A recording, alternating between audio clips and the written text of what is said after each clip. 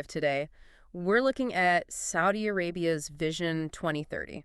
Oh, interesting. Yeah, and specifically their plan to really boost their nonprofit sector. Okay, so beyond oil.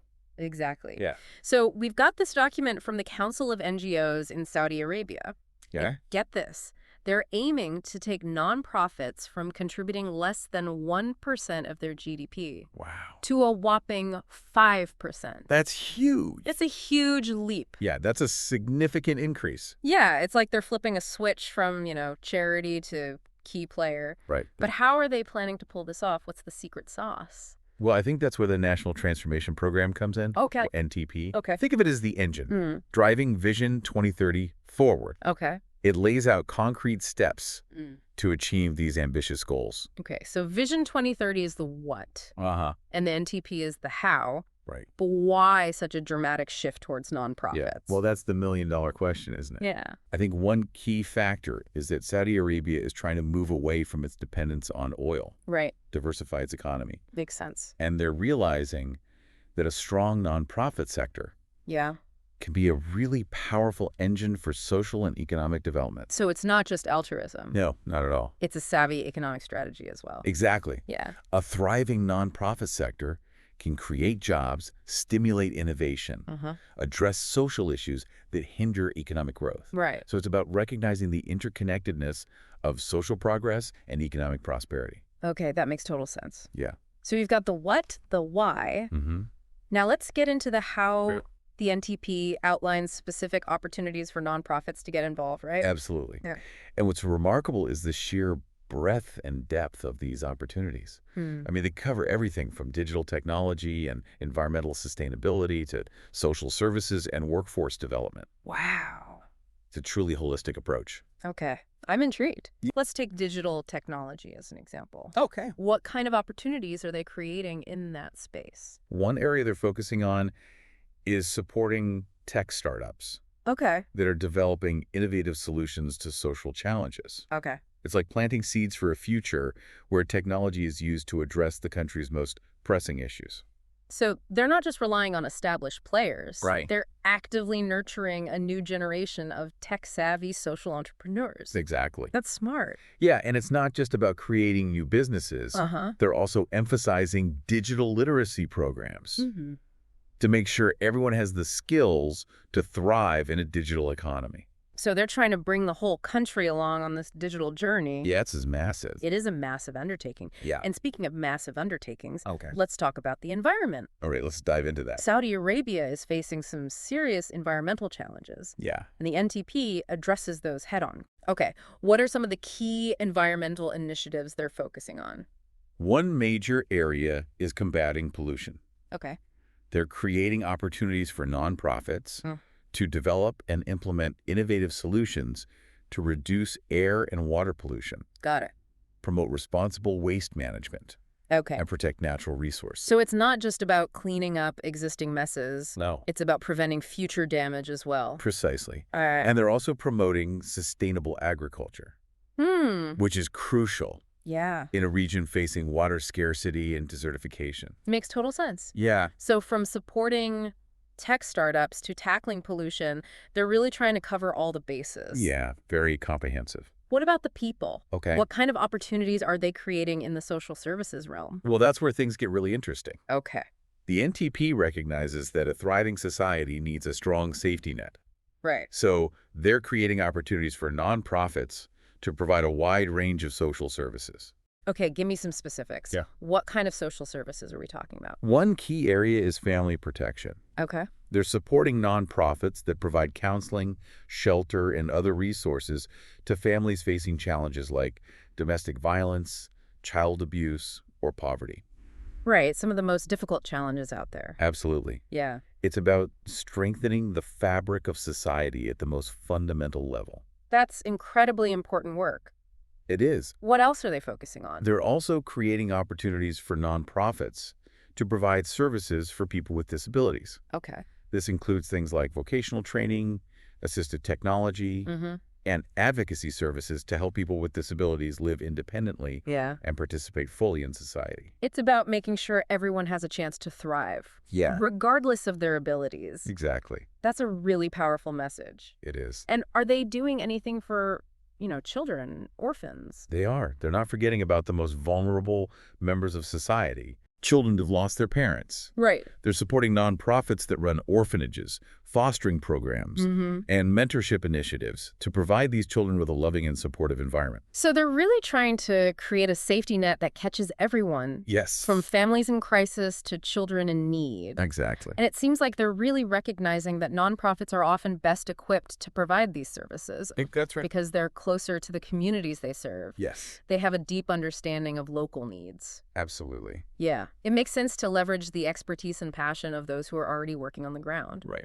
But it's not just about providing services, is it? No, it's not. The NTP also focuses on empowering nonprofits to take a more active role in shaping policy and advocating for change. You hit the nail on the head. Okay. One of the most innovative aspects of this plan is the emphasis on giving nonprofits a seat at the table. Oh, interesting. They're encouraging them to advocate for policies that support their missions, to participate in public-private partnerships, and to become true agents of change within their communities. So it's not just about receiving funding and implementing programs. It's about having a voice in shaping the future of the country. Precisely.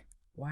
And that's where the real potential for transformation lies. Yeah. When nonprofits are empowered to lead, to innovate, Yeah. and to advocate for change, Right.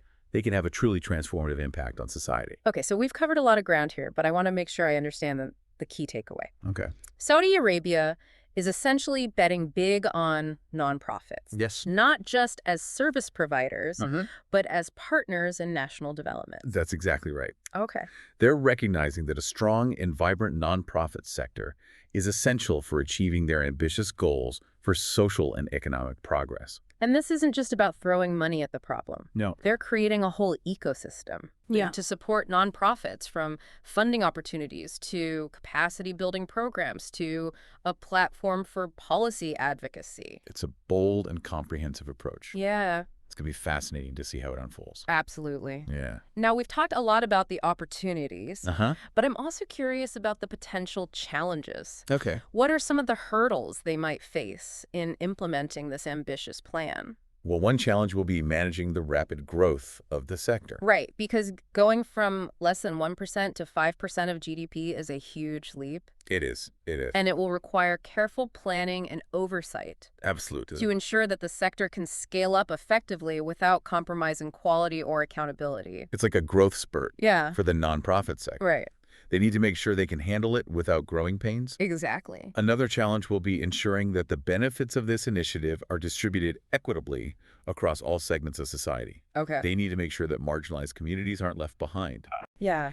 and that everyone has access to the opportunities and resources that are being created. So it's not just about quantity. No, It's about quality and equity as well. absolutely.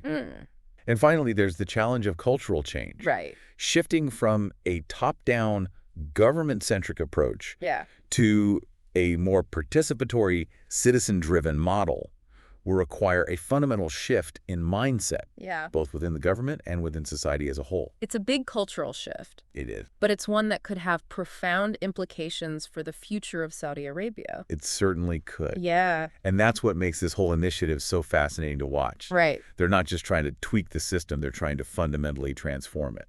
So we've got ambition, innovation, and potential challenges galore. We do. It sounds like we're in for quite a ride Yeah. as we delve deeper into this partnership guide. We are indeed. I think There's so much more to explore, Right? and I can't wait to share it with you. Well, listeners, that's it for part 1 of our deep dive into Saudi Arabia's Vision 2030 and the nonprofit sector. Stay tuned. Stay tuned for part 2, where we'll take a closer look at some specific partnership opportunities outlined in the document. We'll get into the nitty-gritty Exactly. of how this is all going to work. We'll see you next time. See you then. Welcome back. So last time we kind of set the scene, right? Yeah. Saudi Arabia is on a mission to supercharge its nonprofit sector, Right. aiming to boost its GDP contribution from under 1% to a hefty 5%. Yeah, a pretty ambitious goal. That's right, a goal straight out of their Vision 2030 plan. Yeah. And we're digging into this guide from the Council of NGOs, Right. which lays out specific opportunities for nonprofits to partner up with the government's National Transformation Program. Yeah, the NTP. The NTP, right? We talked about that. Exactly. It's the action plan. And remember, this isn't just about writing checks. Yeah, no. They're talking about empowering nonprofits to lead projects. Yeah, to really drive things forward. Advocate for change, and really become key players in shaping the country's future. It's about ownership. It's a pretty radical departure from how things have traditionally been done. It is. But before we get into the specifics, I'm curious. Okay. What are some of the potential pitfalls here? I mean, such a rapid expansion could lead to some unintended consequences. Right? Oh, absolutely. One concern is that a sudden influx of funding could create a kind of gold rush mentality. Yeah.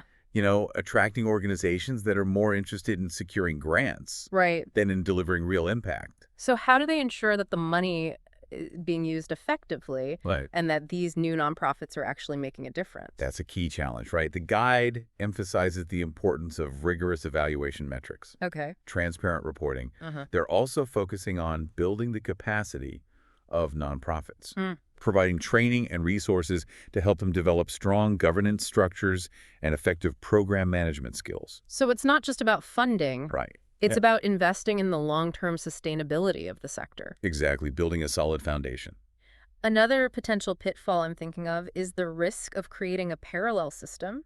Oh, yeah, that's a good point. If the nonprofit sector grows too rapidly, without proper integration with existing government structures, you could end up with duplication of efforts, a lack of coordination. Exactly, working at cross purposes. So it's about striking a balance between empowering nonprofits and ensuring that their efforts are aligned with national priorities. Oh, God, it's about synergy. They need to work in synergy, not in silos. Not in silos, exactly. The guide emphasizes the importance of collaboration and communication between government agencies and nonprofits to ensure that everyone is rowing in the same direction. Absolutely, a shared vision. Okay, so we've talked about the potential pitfalls. Now let's get back to those specific opportunities laid out in this partnership guide. Sounds good. We touched on digital technology, environmental initiatives earlier. What else jumps out at you? One area that's particularly intriguing to me is workforce development. Saudi Arabia is trying to reduce its reliance on foreign labor. Create more opportunities for its own citizens. Especially young people. Especially young people. I mean, that's been a key goal for them for a while now. The Saudization of the workforce. Yeah, exactly. How does the nonprofit sector fit into this? Well, the guide highlights a number of ways nonprofits can contribute. For example, they can provide vocational training programs that equip young Saudis with the skills they need to succeed in high-demand industries. So like practical skills. Practical skills, exactly. They can also offer mentorship, job placement services to help young people transition into the workforce. So it's about bridging that gap between education and employment. That's right. Making sure that young people have the skills and support they need to find meaningful work. Exactly, preparing them for the real world. And it's not just about technical skills, is it? No, it's not. It's also about soft skills. Soft skills are crucial. Like communication, problem solving, and teamwork. Teamwork, absolutely. The kind of skills that are increasingly valued in today's globalized economy. Couldn't agree more. So nonprofits are playing a role in shaping the future workforce, helping to create a generation of Saudis who are prepared to compete and thrive in the 21st century. That's the goal. And this ties back to that idea of social progress and economic prosperity being intertwined. Absolutely. By investing in workforce development, they're not just addressing unemployment. They're investing in the long-term economic health of the country. It's a win-win. It's a smart strategy. It is. Now, we've talked about opportunities in digital technology, the environment and workforce development. Are there any other areas where nonprofits are playing a key role? One that's particularly noteworthy is the area of arts and culture. Arts and culture, okay. Saudi Arabia has been undergoing a bit of a cultural renaissance in recent years. Interesting. And the government is eager to promote the arts. As a way to foster creativity, innovation, and social cohesion. I wouldn't have immediately associated Saudi Arabia with like a thriving arts scene. I know, it's evolving. What kind of opportunities are there for nonprofits in this area? Well, for one, They can play a role in preserving and promoting traditional Saudi arts and heritage. Okay. Think about supporting museums, cultural centers, festivals that showcase traditional music, dance, crafts, storytelling. So it's about celebrating their cultural identity Yeah. and sharing it with the world. Exactly. Yeah. Showcasing their rich heritage. But it's not just about the past, right? No, it's not. It's also about the future. The guide encourages nonprofits to support the development of contemporary art forms. Yeah. Like film, theater, visual arts. All of that. They can provide funding for artists, create spaces for artistic expression, right, organize events that bring artists and audiences together. It's about creating a vibrant and dynamic scene. So it's about fostering a vibrant and diverse art scene that reflects the dynamism of Saudi society. Exactly. And this is where the role of nonprofits is particularly crucial. I agree. They can be more nimble and experimental than government institutions. Yeah, they can take risks. Taking risks? Supporting emerging artists and art forms that might not yet have mainstream appeal. They can be the incubators of creativity. Yes. Nurturing the next generation of Saudi artists, helping to shape the cultural landscape of the country. That's the idea. And this focus on arts and culture isn't just about aesthetics, is it? No, not at all. It's also about social impact. The arts can play a powerful role in promoting dialogue. Yeah. Understanding and empathy across different communities. It's about building bridges. So it's about building bridges, breaking down barriers through the power of art. Exactly. And that's something that's especially important. I agree. In a country as diverse as Saudi Arabia. For sure. Okay, so we've got digital technology, the environment, workforce development, and arts and culture. Yeah. It's an incredibly diverse portfolio it is. Of opportunities for nonprofits to get involved in shaping the future of Saudi Arabia. Quite a range. But I'm curious, okay, what are some of the specific projects that are already underway? All right.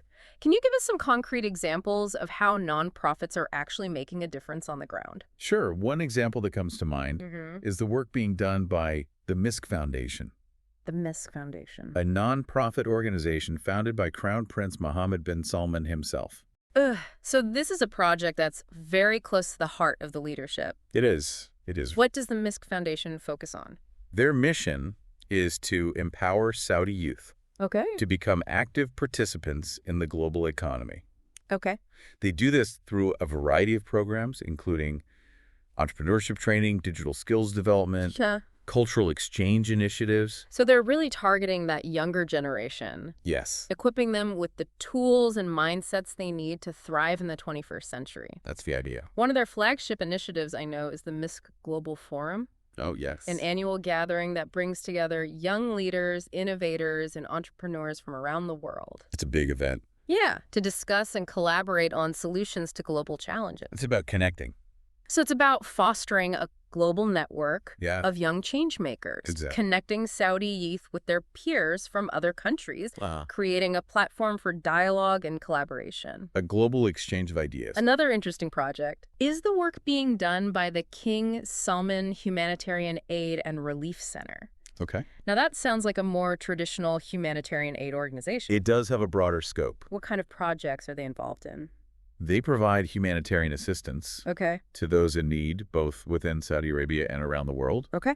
This includes providing food, water, shelter, medical care to victims of natural disasters and conflict. Right, responding to crises. Responding to crises, exactly. Okay. They also support development projects in developing countries. Okay. Focusing on areas like education, healthcare, and infrastructure.